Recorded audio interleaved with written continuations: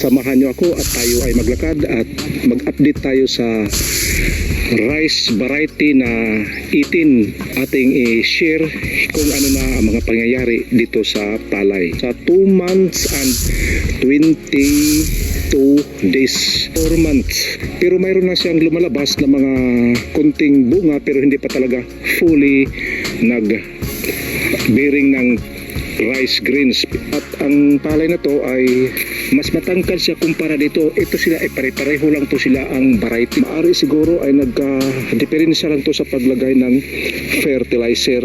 At mayroon ding rice bags. Ayan, may rice bags. Kadalasan talaga ang rice bags pag lumalabas na yung bunga ay nandiyan yung mga rice bags. Mataba na ang kanyang puno at makikita nyo at mapapansin nyo na ayan, mataba na at halos lahat.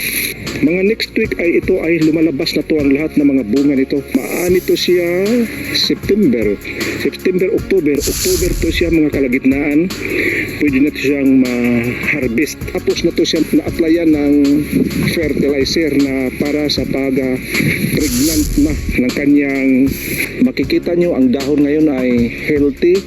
At to yung mga nauna siguro sa pagbilad to kaya nahaluan ng ibang variety. Yun talaga ang isa sa mga mistake na pag-preparasyon ng rice planting material sa panahon ng pagbilad bago ibabad sa tubig.